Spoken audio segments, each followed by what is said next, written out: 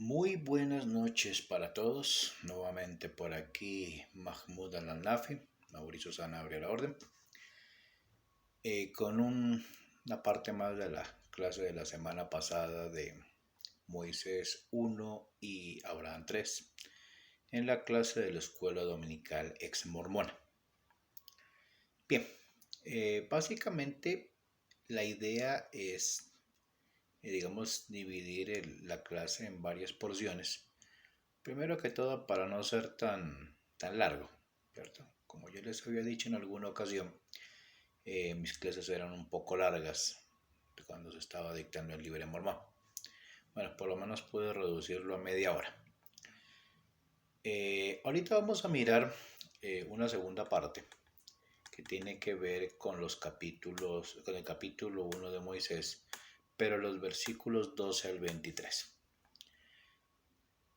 Estos versículos del libro de Moisés, de la perla de gran precio, nos hablan de esa historia que habla de una experiencia de tentación que tuvo el profeta Moisés con Satanás. Bueno, aquí la primera cosa que vamos a tener en cuenta como nota aclaratoria es que el relato es absolutamente ficticio. ¿Sí? Como les explicaba anteriormente en el video pasado, Pepito Smith hizo algo llamado pseudoepigrafía, es decir, tomarse como propio los relatos de otro. Cuando uno lee este relato, bueno, ya pues tuve oportunidad de mirar ya más en detalle pues las traducciones de 1851 y 1878. Básicamente el relato es igual, no hubo grandes cambios en el momento de la traducción, básicamente la esencia del relato es la misma. Pero lo que me refiero es que el relato tiene mucho parecido con la tentación de Jesucristo, la tentación al desierto tal como se habla y se relata en los evangelios bíblicos. ¿Sí? Más sin embargo, a pesar de ser una historia ficticia, ¿sí? Porque Moisés nunca tuvo ese tipo de experiencias como tal, sí encierra varias verdades. ¿Sí? Así no les guste a los exmormones ateos, o a los exmormones agnósticos, o los exmormones que ahora son de alguna iglesia cristiana, pero el relato tiene varias verdades y eso, debemos ser francos, tenemos que reconocerlo. ¿Sí? Para eso inicialmente vamos a leer el texto, a ver qué podemos encontrar. Y dice así: Y aconteció que cuando Moisés hubo pronunciado estas palabras, he aquí Satanás vino para tentarlo, diciendo: Moisés, hijo de hombre, adórame. Y sucedió que Moisés miró a Satanás y le dijo: ¿Quién eres tú? Porque aquí yo soy un hijo de Dios, a semejanza de su unigénito. ¿Y dónde está tu gloria para que te adore? Porque aquí no hubiera podido ver a Dios a menos que su gloria me hubiera cubierto y hubiera sido transfigurado ante él. Pero yo puedo verte a ti según el hombre natural. ¿No es verdad esto? Bendito sea el nombre de mi Dios, porque su espíritu no se ha apartado de mí por completo. Y por otra parte, ¿dónde está tu gloria? Porque para mí es tinieblas, y puedo discernir entre tú y Dios. Pues él me dijo: adora a Dios, porque a él solamente servirás. Vete de aquí, Satanás, no me engañes, porque Dios me dijo: eres a semejanza de mi unigénito. Y también me dio mandamientos cuando me habló desde la zarza que ardía, diciendo: invoca a Dios en el nombre de mi unigénito y adórame. Y añadió Moisés: no cesaré de clamar a Dios. Tengo otras cosas que preguntarle, porque su gloria ha estado sobre mí. Por tanto puedo discernir entre tú y él. Retírate de aquí, Satanás. Y cuando Moisés hubo pronunciado estas palabras, Satanás gritó en alta voz y bramó sobre la tierra, y mandó y dijo: yo soy el unigénito, adórame a mí. Y aconteció que Moisés empezó a temer grandemente, y al comenzar a temer vio la amargura del infierno.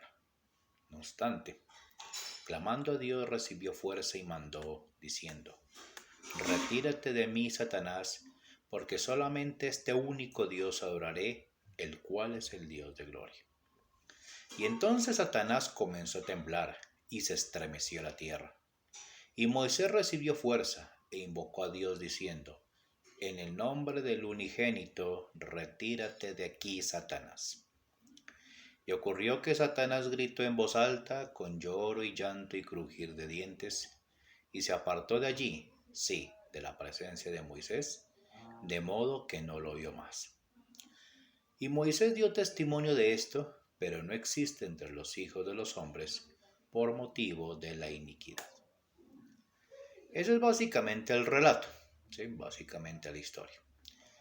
Y vuelvo y repito, valga la redundancia, aunque el relato es ficticio, y según el relato esto ocurrió después de la visión que tuvo en la zarza, contiene varias verdades.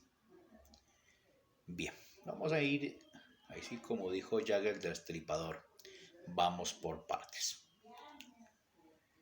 La primera cosa que uno encuentra en este relato es, bueno, tuvo la experiencia, tuvo la visión, habló con Dios, con ese Supremo. En las versiones antiguas de la Perla de Gran Precio, Dios se llamaba Jehová, ¿sí? Ya habíamos hablado de eso. Para los mormones, Jehová es el nombre de Jesucristo en la vida preterrenal, pero los mormones del siglo XIX pensaban otra cosa. Eran de la misma mentalidad de los testigos de Jehová de ahora. Pero bueno, tuvo la visión, ¿cierto? Entonces Satanás vino para tentarlo, ¿sí? Igualito a la historia de Jesucristo, ¿sí? Y ahora vamos a mirar a qué es que se refiere, ¿sí? Porque aquí hay algo críptico, algo oculto. Y como de costumbre tiene que ver con el Islam. Bueno, lo primero que dice aquí es: Satanás vino tal para tentarlo diciendo: Moisés, hijo de hombre, adórame. Primero que todo, la frase hijo de hombre aparece, como ustedes muchos sabrán, aparece en el Antiguo Testamento. Y aparece en esa visión donde el anciano de días sentado en un trono, y rodeado de miles de personas, de millones de personas, vea al Hijo de Hombre descender del cielo. Y a ese Hijo de Hombre le entrega dominios, potestades y principados. ¿Sí? Creo que está en Daniel 9, si mal no me acuerdo. Si cualquier cosa me corrige. ¿Sí? Y le dice la frase: adórame. Bueno, entonces, primero que todo uno ve en el relato que Satanás, el tipo es descarado, ¿cierto? Es frentero, ¿sí? Adórame. Cuando uno mira la palabra adórame viene del latín. Ad orar, adorare, ¿sí? Es decir, acércate, ¿sí? Acércate y júntate conmigo.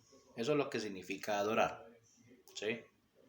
¿Sí? Dirígete a mí, háblame a mí, suplícame a mí, ¿cierto? Es lo que el Ser Supremo le dice a cada ser humano sobre la tierra: adórame, ¿sí? Pero en esta ocasión la oferta la hace Satanás, ¿sí? En el versículo 13, primero que todo, Moisés le dice a Satanás: ¿tú quién eres? ¿Sí? Entonces, ¿por qué le dice, no? Y aquí es donde vienen las cascaritas, ¿sí? Son cascaritas interesantes, pero dicen verdades. Entonces, primeramente, la cascarita. Primera respuesta de Moisés: yo soy un hijo de Dios a semejanza de su unigénito. Entonces, primera frase: soy un hijo de Dios. En el mormonismo, cuando uno le dicen que uno es hijo de Dios, le están diciendo uno en la práctica que uno, como ser humano, en realidad es un semidios, ¿sí? Porque en el mormonismo se enseña que somos hijos literales de Dios. Es decir, en la vida preterrenal, según el mormonismo, el ser supremo, o uno de los seres supremos, ¿cierto? Porque hay millones, según la cosmología mormona, al que nosotros llamamos el Padre Eterno, tiene muchísimas esposas y tiene relaciones sexuales con todas ellas. Entonces, el fruto de esas relaciones sexuales existen seres incorpóreos, ¿sí? Es la palabra exacta tal como lo utiliza la iglesia. Digamos, las diosas de la creación, engendran hijos incorpóreos, ¿sí? Es decir, sin cuerpo físico, ¿sí? Entonces, según el mormonismo, nuestras almas, nuestros espíritus, son esos espíritus incorpóreos que fueron engendrados por diosas, ¿sí? Cuyo padre físico y literal es un dios. O sea que nosotros venimos siendo como Perseo, como Hércules, ¿sí? Como Teseo, cualquiera de los dioses griegos o romanos que ustedes se quieran acordar. O la mitología persa, la mitología egipcia, cualquier mitología le habla de lo mismo, más que toda la mitología sumeria, ¿sí? Y uno pues se puede remontar un poquito a la historia del libro de Enoch también. Entonces cuando los que bajaban del cielo tenían relaciones con las hijas de los hombres. Entonces según el mormonismo eso existe. Bueno, ok. Entonces la primera cascarita. Yo soy un hijo de Dios, ¿cierto? Entendiéndose como hijo de Dios lo que acabo de explicar. Y aquí viene la otra cascarita. A semejanza de su unigénito. Y hay que mirar una cosa aquí de la palabra unigénito. Aquí Pepito quiere mostrar que ese profeta, del cual en algún momento el mismo Moisés en la Biblia hablaba que iba a llegar en algún momento de la historia, ¿sí? Un profeta semejante a él, ¿sí? Entonces Pepito trata de meterlo a Jesucristo como ese profeta, ¿sí? Cuando la cosa es completamente distinta, ¿sí? Y les voy a explicar más adelante por qué. Pero el punto es que aquí Pepito coloca a Moisés a la altura de Jesucristo y lo dice textualmente, a semejanza de su unigénito. ¿Y dónde está tu gloria para que te adore? Listo. Entonces él le recuerda a Satanás en el relato que si no hubiera sido por esa transfiguración donde pudo ver al Ser Supremo, hablar con él, no hubiera sido posible. Pero en el momento ya, digamos, esa transfiguración había pasado y podía ver a Satanás como cualquier parroquiano, como cualquier paisano, ¿sí?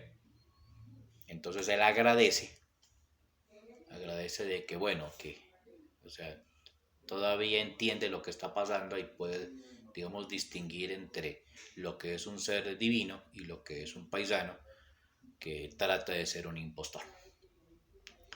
Pero empieza a aparecer frases que en la práctica son contradictorias dentro del mormonismo. Y Moisés lo dice aquí en el relato. Dios le dijo, adora a Dios porque a Él solamente servirás. ¿Sí? Y vuelve y le reitera en el versículo 16, eres a semejanza de mi unigénito. ¿Sí?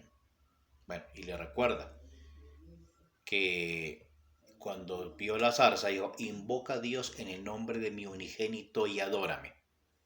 El relato como tal en la Biblia no aparece, ¿sí? Como tal, ¿sí? Entonces ahí empezamos a tener problemas.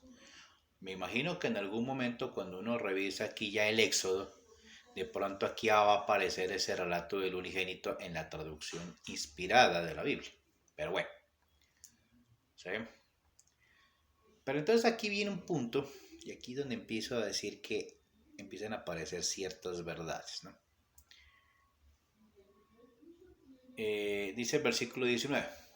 Cuando Moisés hubo pronunciado estas palabras, Satanás gritó en alta voz y bramó sobre la tierra y mandó y dijo, yo soy el unigénito, adórame a mí. ¿Sí? Aquí viene la primera cáscara, ¿sí? Pero es una cáscara que tiene algo de verdad. ¿A qué me refiero? Lo que me refiero es que en la práctica, en la vida diaria, Satanás se muestra como el reemplazo del Ser Supremo. ¿Sí? No sé si ustedes recuerdan haber visto en algún momento una serie llamada Lucifer. ¿Sí? Más o menos por allá, por el 2015 la presentaba. Y que posteriormente el sitio de streaming Netflix la volvió a retomar. Yo de hecho la estoy viendo. Pero hay una cosa bien interesante, ¿no?, de este relato de Lucifer. Es que toda la serie está basada en la teología mormona. ¿Sí? Aparece Caín vivo, aparece Lucifer, ¿cierto? Aparecen ángeles, ¿cierto? Ángeles interactuando con los humanos, ¿sí? Aparece un ángel que pierde la gracia de Dios y luego, digamos, por su arrepentimiento vuelve y retorna sus alas, ¿cierto? Demonios. Bueno, pero todo basado, o sea, ¿cómo explicárselo de una manera sencilla?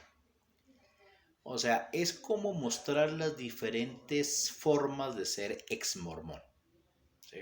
Y cada personaje de la serie muestra una faceta de ser ex mormón, inclusive de alguien, digo, de pronto un mormón activo o un mormón inactivo. Es bien interesante, se las recomiendo, ¿no? Pero bueno, en este momento cuando dice Satanás, yo soy el unigénito, él está expresando esa necesidad de que lo miren a él, de que lo adoren a él, que cuando uno pida cosas se las pida a él, ¿sí? Pero ¿cómo lo hace? Ahí está una parte de verdad, ¿no? Gritó en alta voz y bramó sobre la tierra y mandó, ¿sí? Es decir, apela al miedo, ¿sí? Así de sencillo. El Ser Supremo nunca apela al miedo, a pesar de que en los relatos bíblicos, inclusive en el Corán, se habla de un castigo eterno, ¿sí? Se habla de que hay castigos por desobedecer al Ser Supremo. Pero nunca en la vida, ¿sí?, nunca en la vida va a estar el Ser Supremo a toda hora diciéndole a uno, o me adoras o te castigo. No.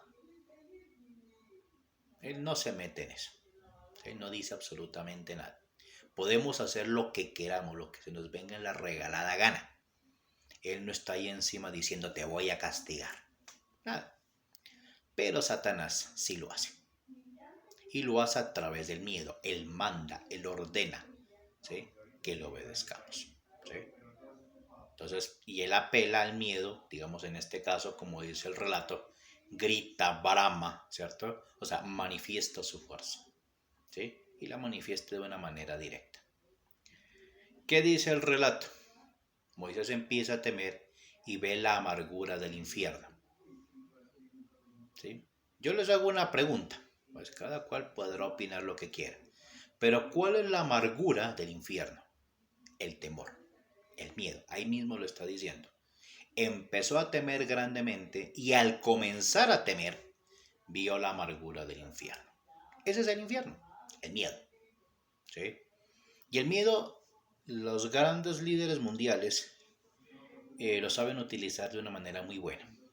Por ejemplo, ahorita todo el mundo está, y me perdona la expresión, cagado del miedo con la variante Omicron. Todo el mundo cagado del miedo se va a hacer pruebas PCR.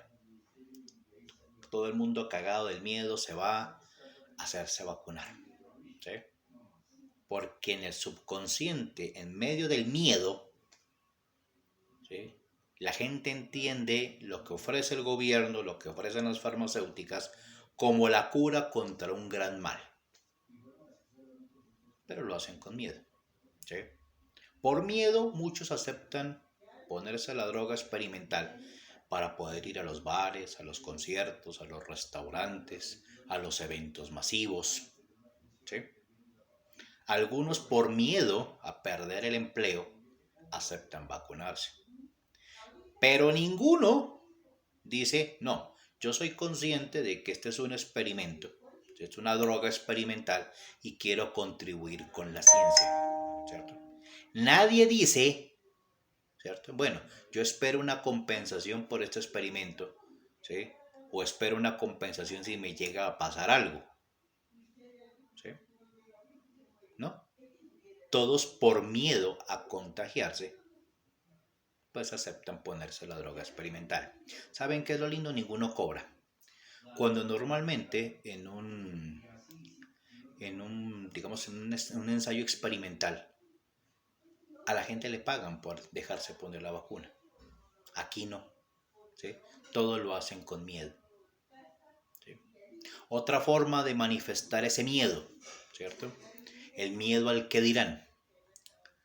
Por ejemplo, en esta época, se ve muy mal de que una persona, eh, ¿cómo decirlo? A ver, se ve muy mal que una persona no trate a los andrófilos o a las ginófilas, ¿sí? Como seres especiales. Se ve muy mal, ¿sí? Y se los voy a decir en términos exactos. Todo aquel que no apoya a los maricas, ¿cierto? Sufre el rechazo social, ¿sí? Entonces muchos por miedo, ¿sí? A ese que dirán, terminan aceptándolos. ¿Miedo a qué? A lo mismo.